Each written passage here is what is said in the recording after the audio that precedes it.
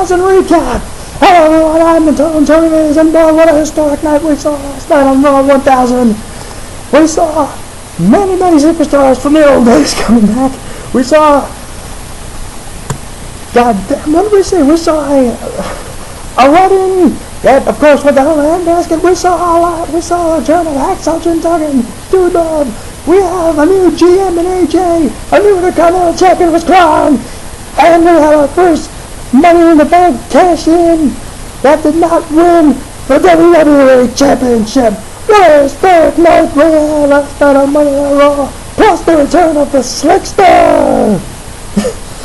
Okay, now that I got the Vince McMahon stuff out of the way, hey everybody, how are you? I'm Tony Biz. Obviously last night here I am with my Raw 1000 recap. I had to. Sorry about it. I had to do that. I just figured it'd be funny. So overall, I thought the show was actually very entertaining. You know, we saw we got to see a lot of cameos from guys from the old days. We saw a return of, we saw Hacksaw Jim Duggan, the Hot Rod. We had Heath Slater get laid out by every legend that's squashed him. We had the Daniel Bryan AJ wedding not go down. We had AJ become the Raw GM during that, and we saw The Rock come in and face off with Punk and Daniel Bryan. We got cameos, and we got a clip from Regis Philbin talking about having all the wrestlers on his show. A recap of the Austin Vince feud, which was really awesome, and the crowning of a new Intercontinental Champion in The Miz, Kane and Undertaker flattening a few jobbers, and John Cena being the first to cash the Money in the Bank in and not win the title, and also a CM Punk heel turn. So that was what happened on the show last night during Raw 1000, and what a historic episode it was. It wasn't it wasn't like a blow-away show, but I thought overall with the nostalgia acts and everything, it was entertaining. I was entertained by it, and of course, the show started out with D-Generation X, which was really cool too. So I like the show. So anyway, the show started off with it was supposed to start off with DX. But before DX came out, before I do that, let me just get around to they actually started the show playing clips from all 999 episodes of Raw. They show like clips of the first one, all the stuff in the early days, the Manhattan Center. Chris Jericho's debut, I think, was in there. The Austin Vince feud and all that, that stuff, the Rocks and Undertaker and all that stuff. So they showed a lot of clips on there. So then the actual arena show started. Michael Cole and Jerry Lawler were doing commentary, and they were actually dressed up in in their WrestleMania suits. So this was really treated like a WrestleMania show, and it was really something. So then the show actually starts. Justin Roberts introduces Vince, and he comes to the ring. No chance plays, and he gets in the ring. He comes down doing his power walk and everything, and then he gets in the ring. He thanks the fans for 1,000 episodes of Raw, and the fans chant "Thank you, Vince," and then he welcomes everyone to Monday Night Raw, and then he introduces DX. Are you ready? So then DX music hits. Out come Shawn Michaels and Triple H. They have the glow sticks. They throw them to the crowd and everything, and they do the posing and the crotch chop and all that stuff. And then Shawn says that it's like he's really feeling this tonight, right now. And then then they do some comedic stuff and whatever, And then Shawn says it's like he feels like he's missing something, and Triple H says, yeah, you're right. It's like there is something missing, and then they did some funny stuff and this and that, and then the Triple H eventually says, didn't there used to be more of us? And then the crowd cheered for that, and then Hunter, said it louder. I was like, I said, didn't there used to be more of us? And the fans cheer louder, and then cue the DX music again, and out come the rest of the DX crew. Billy Gunn, X-Pac, and the Road Dogg in a Jeep. Really, That was actually a really cool moment. That was actually popping inside for that. So they came in, they all hug, and then they all do the DX crotch chop, and the pyro goes off, and then Road Dogg does his, get ready for a trip down memory lane, and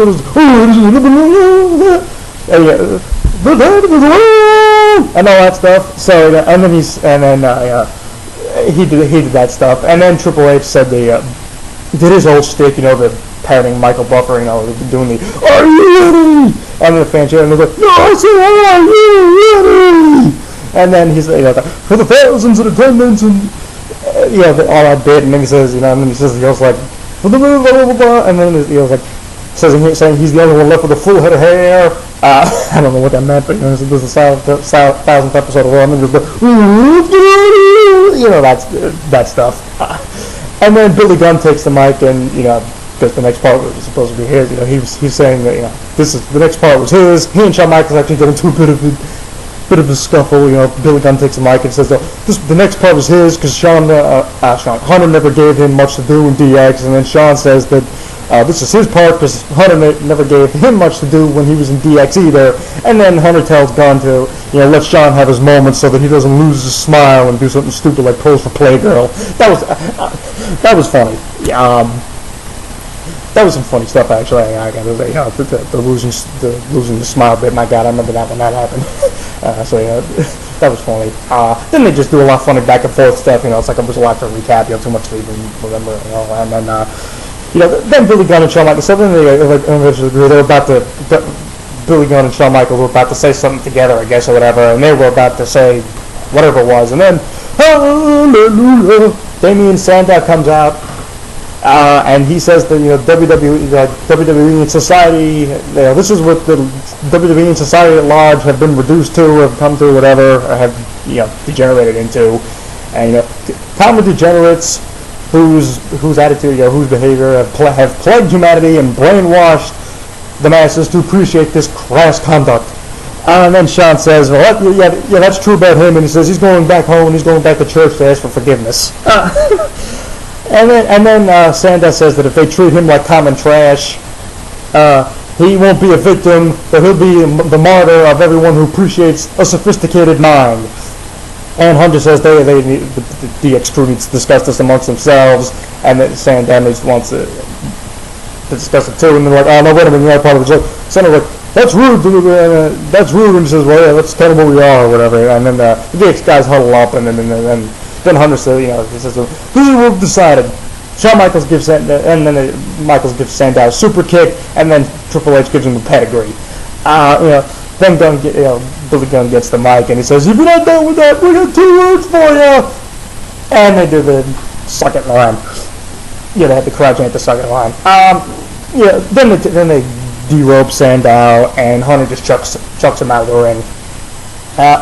And then they do the whole crotch chop, and they pose on the stage, with the pyro going off and everything. It was a good DX nostalgia moment. Shawn and Triple H were really funny like usual. It's like when they're together, they're absolutely hilarious. I crack up every time they do that bit together. Like I said, they were funny. It's like it's kind of a bit of a shame that Sandow got buried here, but it was a five guys on one. So it wasn't, it wasn't as bad as it could have been for Sandow anyway. But anyway, so we got that, and then back from, they go to commercial break. Back from that, and out comes good old JR for commentary, and he's now got a goatee. So then we get, before we get the next match, which was Rey Mysterio, Sin Cara, and Sheamus against Chris Jericho, Dolph Ziggler, and Alberto Del Rio. So first what happens is Mysterio comes out, and then Sin Cara's music hits, and I thought, oh, cool, we're going to get Mysterio versus Sin Cara. And then I hear Rowan saying his partners. It's like, okay, here we go. So then all 6 guys got their own entrances, and after Del Rio came out, they went to the commercial break. And then when they came back from break, the match had already started. I had a problem with it. It's like the match actually started during the commercial break. It's like I know this is all about nostalgia and everything, and all the hype and hoopla and what have you, hoopla or whatever the hell you say, and then but it was just it's like but I mean, like we had a half hour of no wrestling yet, and then it's like the match started during the break. So I was a little irked by that. But anyway, it was a solid match. I think Sin Cara played the babyface in peril bit and got the hot tag to Sheamus, and eventually Sheamus and Jericho were in the ring. The other guys were on the outside. Jericho was going to go for the Lion Salt, but Dolph Ziggler, his own partner, who Jericho hit him in the back of the head as he was going off the ropes.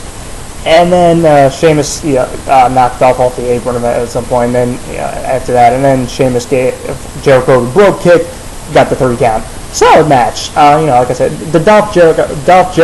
I guess they're going to be obviously doing a feud with those guys. Because even Ziggler and Del Rio on SmackDown, they were having a bit of a beef too. So they didn't really follow up with that, but they had Ziggler actually cost his own team the match. He just hit Jericho in the back of the head, and then Sheamus pinned Jericho. Then we get to the social media part of the show. They had some touts from the fans talking about the AJ Daniel Bryan wedding. Not much else to say about it except it's like they're really pushing hell out of tout and all the social media like crazy. Then via Skype, good old Charlie Sheen was on the show. Was on via Skype. Cole and King were talking to him through there, or whatever. He was saying that he would fit in great with DX. He said he'd get along with Sheamus, and WWE would pretty much be a good home for him, or whatever. It was kind of weird, It's like whatever. Then they recap. Then they re-show the Daniel Bryan proposing to AJ from last Monday, and then backstage, AJ's in the Divas dressing room, talking about the wedding to Layla, and she's saying how great it's going to be, and this and that, and then later asks AJ if she's sure she wants to go through with this, and then AJ asks, why does everyone keep asking her that? Layla's saying it's like she's because the whole she was saying that. Everyone said AJ was saying that everyone was saying that she's unstable, but then she says everyone, all of WWE is unstable. When she opens the locker room door and Hacksaw Jim Duggan is out there, shouting to someone, later, tough guy. I pop for that. I'm a big Hacksaw fan. And then I think it was they had Piper and I think it was R-Truth. They had a jump rope for the invisible little Jimmy. Which was okay. Seeing Piper was kind of cool. Wish they'd done more with him on the show. And then Mae Young comes by with a guy dressed like a hand, and of course that's the hand that she gave birth to, and now he's all grown up. that was kind of stupid. Okay, then Layla just wishes AJ luck and she walks out. Kind of a mixed bag segment, like I say. I like seeing Hacksaw, and Piper. He didn't really do much on the show, but it was anytime he's on camera, it's cool to see him. Mae Young with the guy in the hand costume, not so much. So then back to break, and then some like vending chick or whatever, like right behind the announcers, right behind Cole and King in the front row, or whatever. And she hands them drinks. I don't know what the hell that was about. So then before the next match, Brodus Clay comes out. He's about to squash Jack Swagger. But before that, he introduces Dude Love. So Mick Foley comes out with Dude Love gear, and then Brodus just gets the really quick pin on Swagger. Really meaningless squash here, so it was just like, thanks for coming, Swagger, thanks for coming, Jack. And then afterwards, Foley takes out a tie-dye sock, a tie-dyed Mr. Socko, and Swagger eats it. So, like I say, joke jobber is sadly what he's referred to as me. And then afterwards, Dude Love and Brodus do their whole shtick, and it was idiotic. I'm not into the Brodus thing. I was never the biggest fan of the Dude Love gimmick either. So it was kind of so it was what it was. Then Triple H is backstage with Trish, and Trish Stratus, and she's brunette now. She's been brunette for a while actually, and she's teaching him how to do yoga and everything. And he bends over, and she's standing behind him and helping him out or whatever. And then the rest of the X guys come in and they were like, they were like saying, oh yeah, you got in the back door or whatever, and this and that. Or we'll be waiting in the back or in the rear or whatever. Making all those kinds of stupid puns. So they all walk out except X-Pac, Waltman, whatever they want to call him. And he asks Trish how she's been, or what's up, whatever. And she just feels kind of uncomfortable with him standing there. It was an okay segment, but like it wasn't great. I actually wish they would have done more with Trish than they did here. Because that was all we saw of her. Then they showed Daniel Bryan in his wedding suit backstage with a bunch of other guys who were never even on the show afterwards. So I don't know what that was about. Time for the Daniel Bryan AJ wedding. Ring's all decorated. Jerry Lawler introduces, is actually in the ring, and he introduces the Reverend, and it's the music hit, and at first I thought it was Roddy Piper, because I couldn't tell what it was. Then I heard Michael Cole say, "It's Slick," and I was like, "Ah!" So I popped huge for that, Jive Soul Bro hit we were playing, and that was freaking amazing.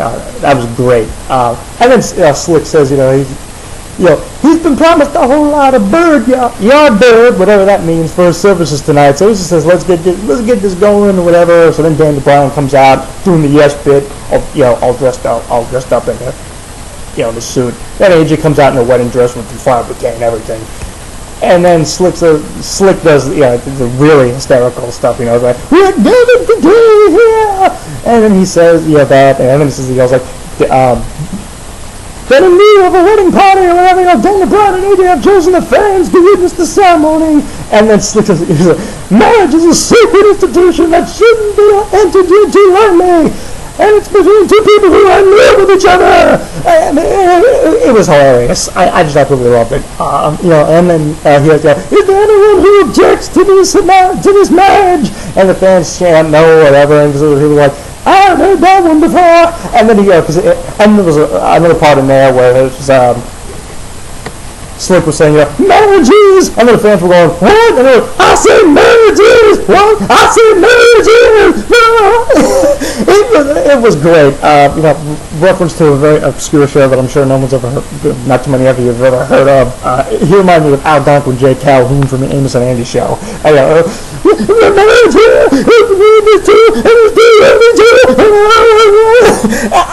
was, oh man, classic. It was great. Is there anyone who objects to being married? And like I said, the fans boo and chant no, and it's like, well, I've never heard that one before. And then Daniel Bryan eventually gets the mic and he says that he loves AJ, he'll always love AJ, and he promises that once they're married, a new chapter will start for both of them, and he'll finally have everything he ever wanted. And then Slick yells at him, did you tell AJ to be your wife? And he says yes. And then before he was like, AJ, do you? And then she chants, yes, yes, yes. And then the fans chant no. And then Slick was about to do the, by the power of it, and then AJ cuts him off, and she said, I wasn't saying yes to Daniel. She was saying yes to another guy. Another guy who made a proposal to her earlier in the night. And salute, shots in hell. Out comes Vince, and Vince talks about, Daniel, it wasn't that kind of a proposal, it was a business proposal. And so, in the interest of making Raw 1000 and all the Raws going forward as great as they can be, I'd like to introduce the new general manager of Raw, AJ. And I was not expecting it to be AJ. So that was a little twist. So then AJ just gives the bouquet of flowers to Daniel. She just slams them on, gives him to his chest, and then she walks out. She skips out to her theme music. And then she's doing the yes chant on the stage. And Daniel Bryan is all pissed off and really losing it. And he's flipping out. And he tears up the flowers and he just tears all the decorations apart and everything. It was actually a fun segment, like I said. I love seeing Slickster, that was great, I absolutely, he was really awesome here, he is, it's like Slick is, like I said, one of them, another one of the most charismatic guys I've ever seen, it's like, I just love that guy. That guy is awesome, and even if, it's like, the song Jive Soul Bro, that song is freaking awesome. It's like, it's like if you haven't heard it, you can, you can YouTube it, Sparky, or you can find it on iTunes. I'm sure you can find it on iTunes or wherever. But Jive Soul Bro, really awesome song. Slick, really great this character here. So then they go to commercial after Daniel finally gets dumped by, after AJ finally dumps Daniel, and then back comes back. Daniel Bryan's still in the ring, having a tantrum, and the referees are there holding him back. Then out comes CM Punk, and Punk says that he didn't come out to rub this in Daniel's face, but Daniel Bryan just got stood up at the altar. And he said it couldn't have happened to a nicer guy, saying, it's like, the way he treated AJ and everything. Oh, it couldn't happen to a nicer guy, the better, blah, blah, blah. And he says, then Punk tells Daniel Bryan that AJ being GM probably doesn't bode too well for Daniel Bryan's future. He says that Daniel Bryan could continue throwing his tantrum, and Punk says that he'll continue being WWE Champion and the best in the world at what he does. And then Daniel Bryan says that the Punk isn't even the best in the ring right now. And Daniel Bryan says that not only is he himself greater than Punk, but he is the greatest superstar of all time. If you smell what The Rock is cooking. And The Rock comes out, gets a pop, does all his posing and everything and all that stuff. And then he gets the mic, stares down Daniel Bryan, and then he says that, Daniel, you don't get to say who's the greatest of all time.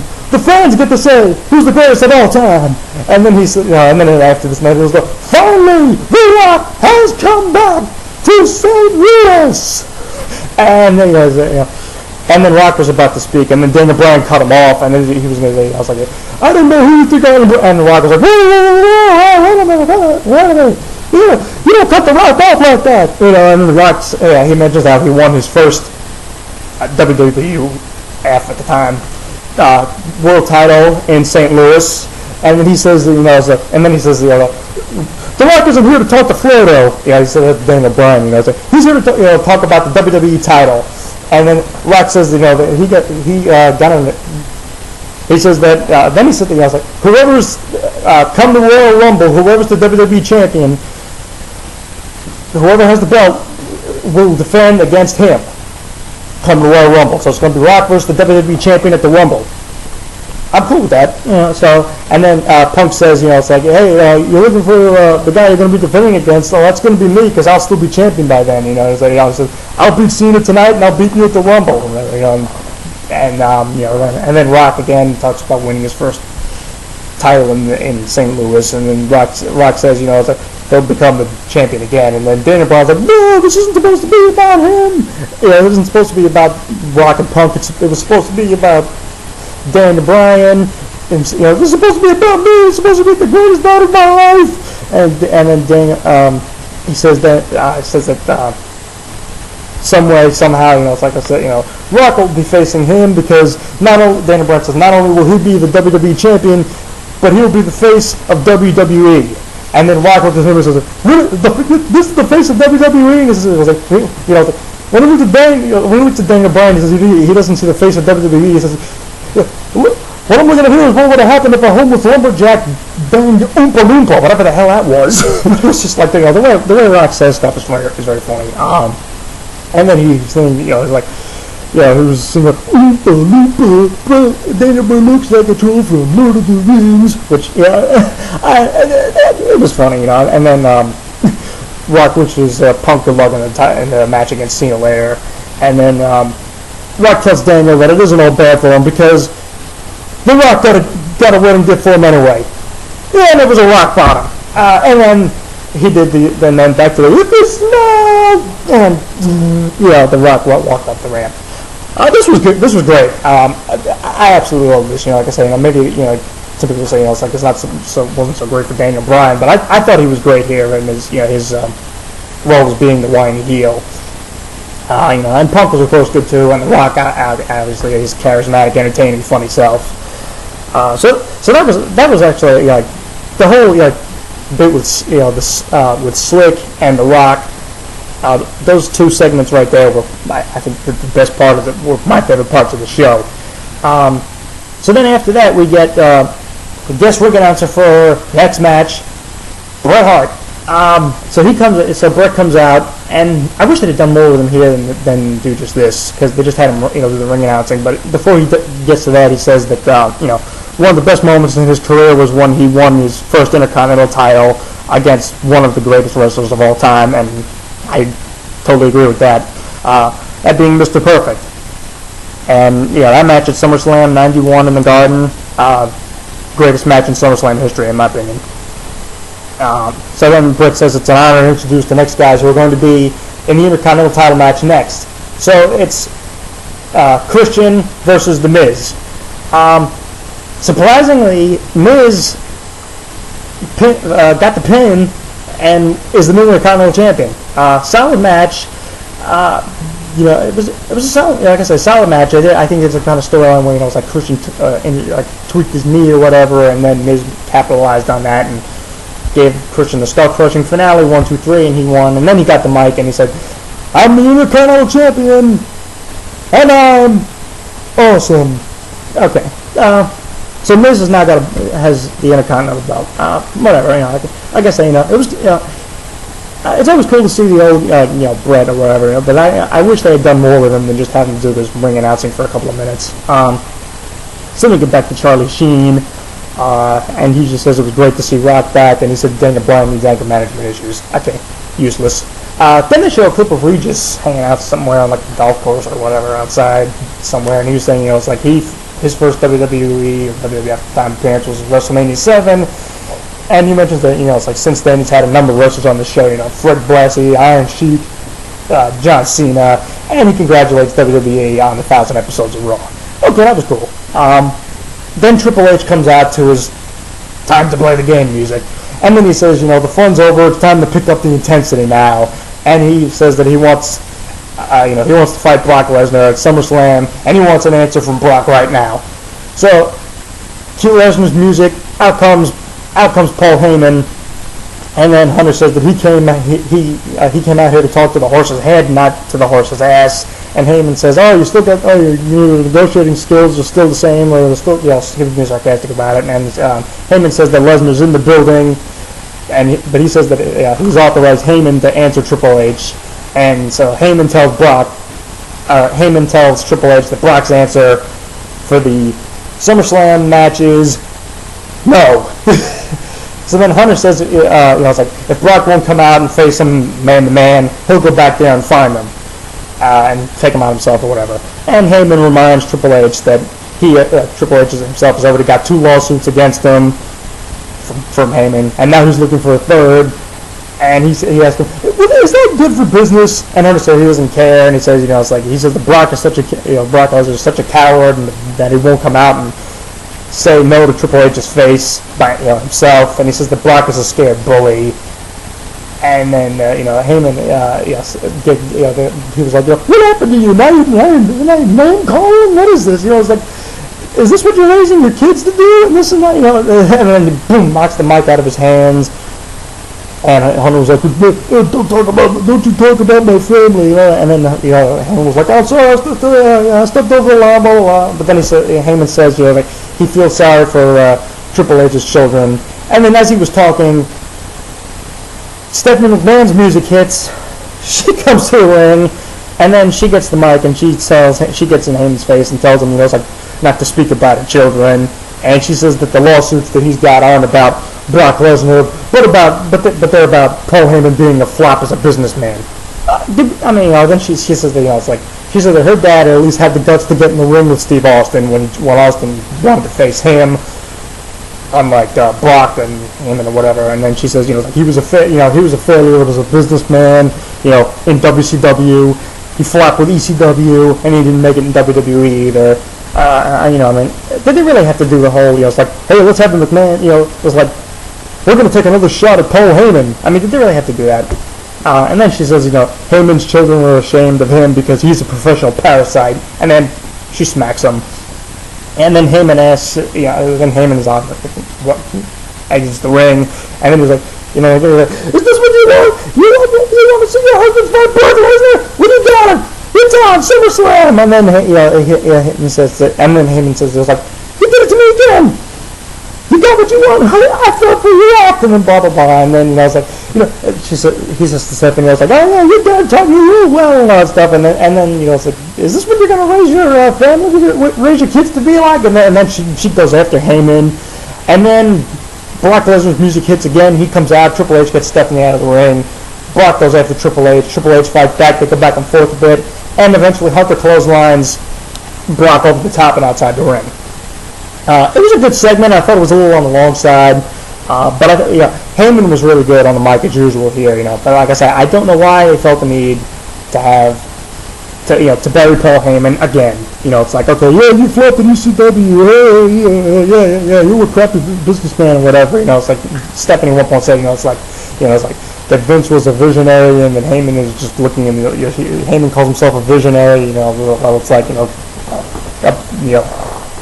being stood up, compared to Vince, Heyman just looking in the rearview mirror, and I just thought, it's like, okay, I was like, the whole burying Heyman was ridiculous, I thought, but he cut a great promo, and it was like, you got me to give you what you wanted again, so we'll be getting Triple H and Brock Lesnar for SummerSlam. I mean, obviously, so they're going to be doing that. So then we get more touts from the fans. Not much to that. Then they show a video package recapping the whole Austin Vince feud from the Attitude Era.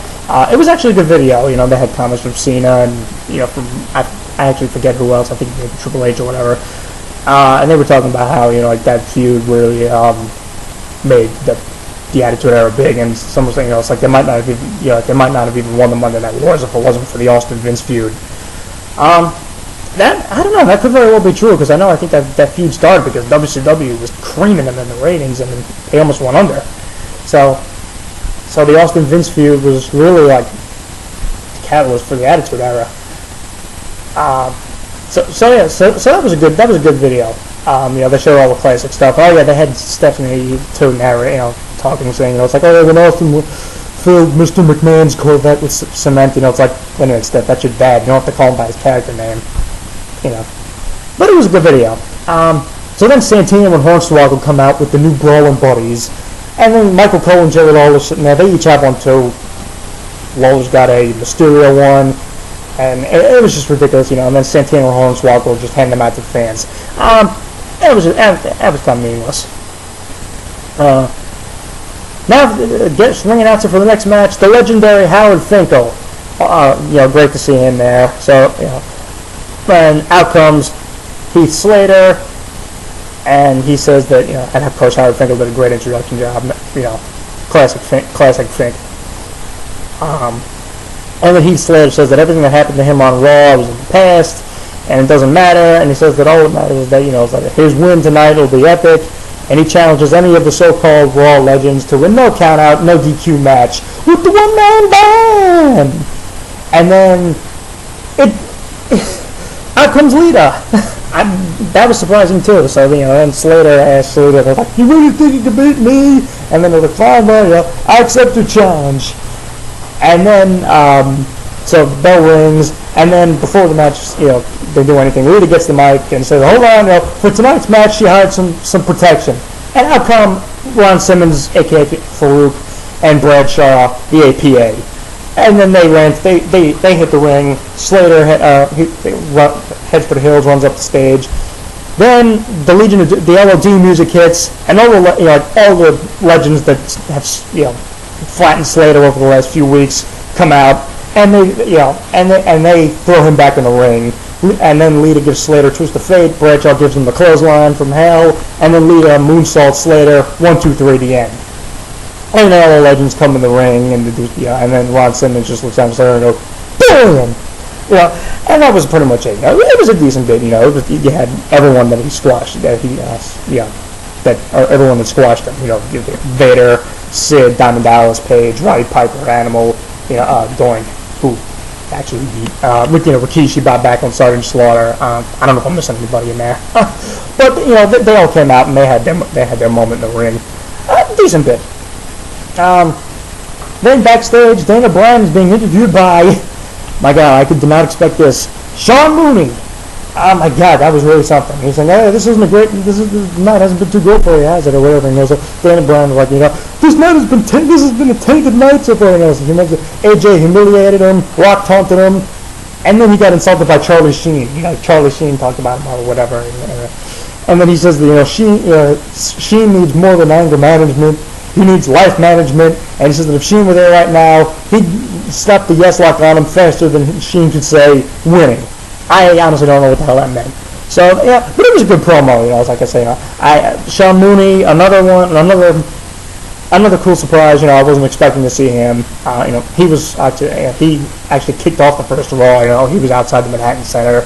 With the brain was attempting to get in the building. I was like, wait a minute, the building is filled. And I was like, wait a minute, I'm supposed to be in there. So he was actually on the very first Raw moment. So that was cool to see him there, just since he opened up the first Raw. Then Michael Cole's at ringside with the 100 millionth social media WWE follower, Alex Guerrero, and it wasn't much. The guy says he's excited to be at the show and he can't wait for the next 1,000 episodes. And Michael Cole does his heel thing. This is it's like the fan is now the fan is really has all he wants or whatever. Now the fan's been interviewed by him. Okay, that was all of that. Then they cut to Fozzie Bear. And he's talking about different, all the wrestlers having catchphrases. So then they show a video package of all the catchphrases. Austin's what? The rocks if you smell, and then never ever from Jericho and all that stuff. It was a pretty cool video package, I gotta say. Then we got Zack Ryder and John Cena backstage with Mean Gene Okerlund. And Ryder says the Mean Gene is the guy who made GTV, and Gene was like, "That couldn't. Oh, wait a minute, I wasn't working here back then, or whatever." So, and that wasn't much. Then Rock comes by, so Mean Gene and Ryder walk off. Rock comes into which Cena the best Cena walk against Punk, and Cena says that,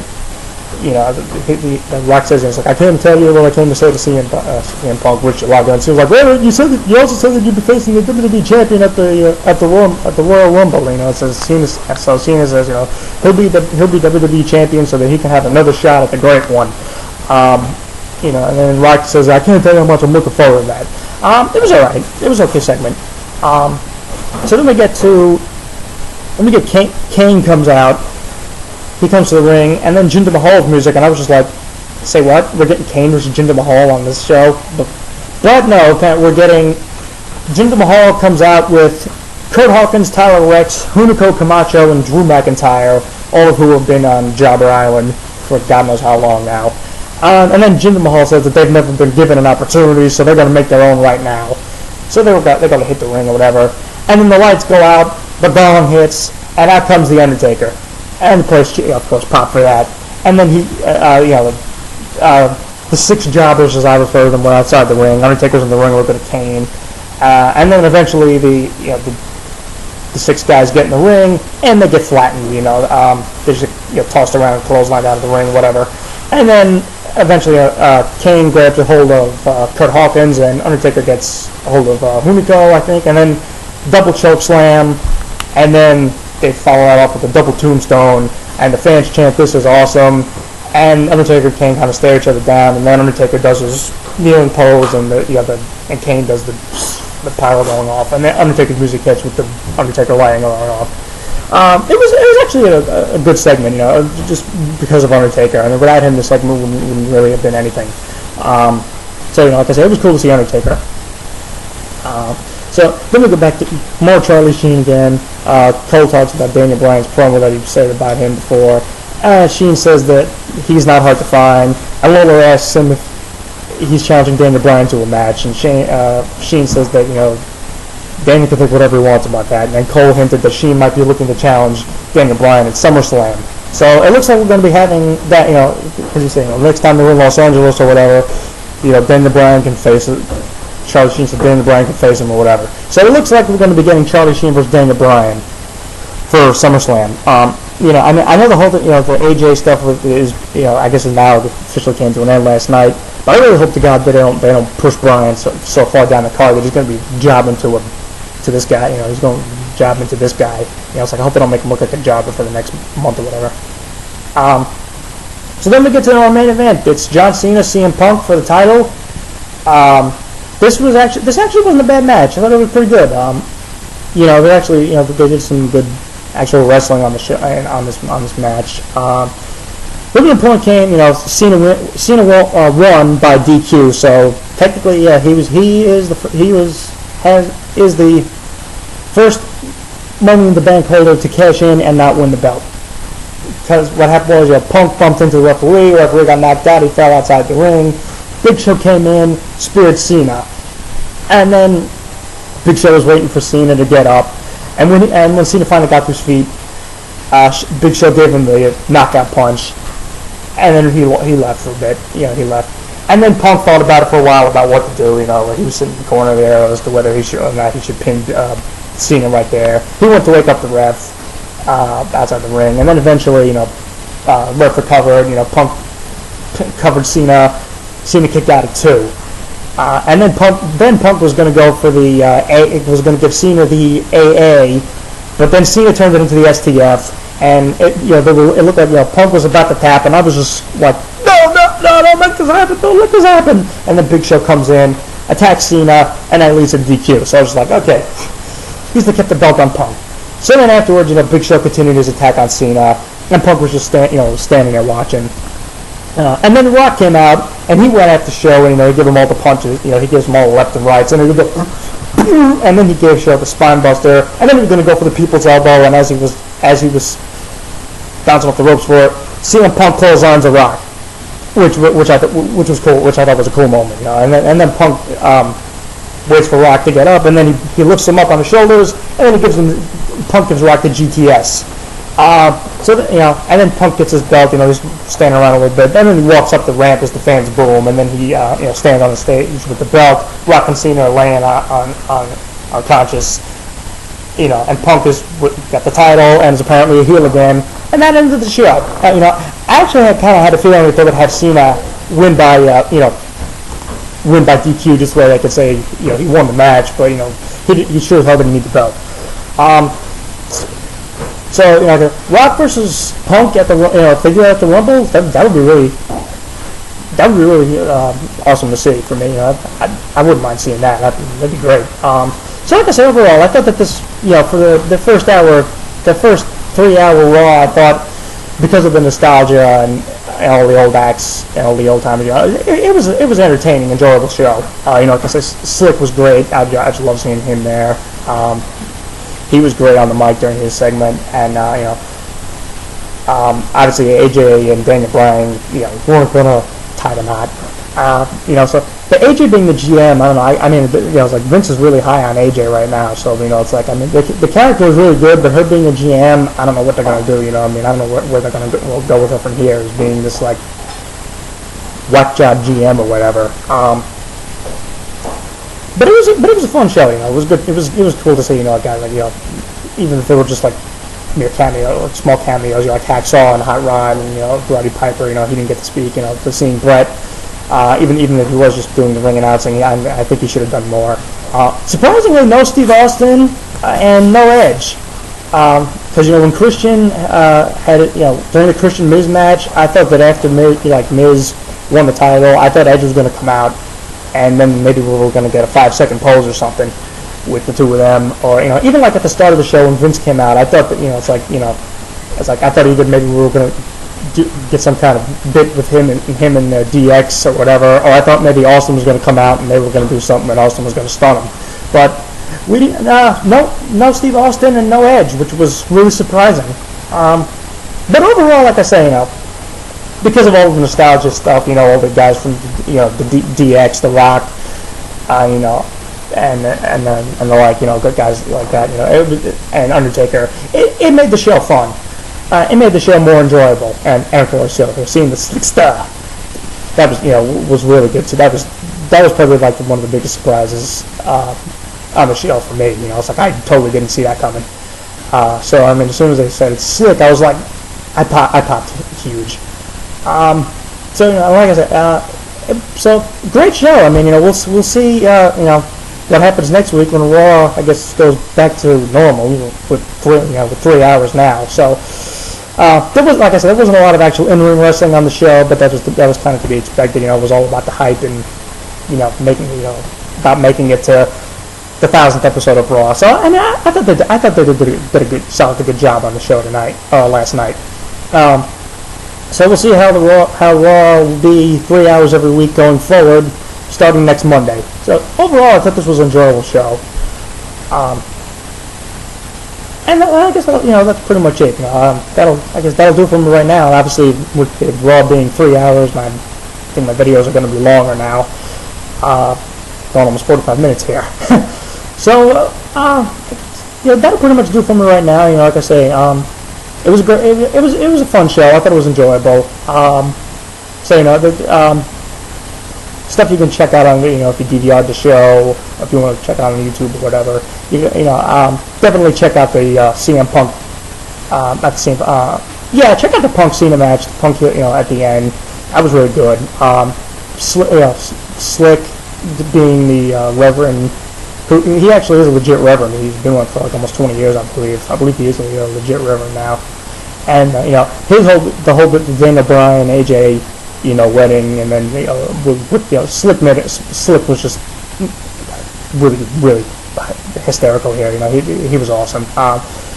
So I was definitely check that out, and then check out right after the Punk, Daniel Bryan Punk Rock segment, part of it. That was really awesome too. Like I said, so that'll do from right now, and I'll be back on Thursday. On Friday with my Impact recap. Like I said, so that'll be it. That'll do from right now. You can check out TonyBiz.blogspot.com, where I recap the shows in depth, almost completely detailed. And you can feel free to add me as a contact here, as a contact, and subscribe to my YouTube channel, The Tone 4L, for life, brother. You can, so my YouTube channel, you can subscribe, add me as a contact. You can leave me some feedback. That'd be cool if if I got some feedback with the videos, I appreciate that. And like I said, you can continue sharing your videos with me and everything. And I really appreciate all the fans, all the other YouTube users who've added me as contacts and shared videos with me. Thanks for taking the time to, thanks for going out of your way to do that, to send me your videos and add me as contact and stuff like that. So I really do appreciate it. So that'll do it for me right now, and I'll be back on Friday with my Impact recap. So till then, this has been the Tony Biz. Have a great one, everybody. Take care. I'll talk to you all on Thursday. Have a great one, everybody. Right, episode 1000. With the smell, what the Tone is cooking. Take care, everybody.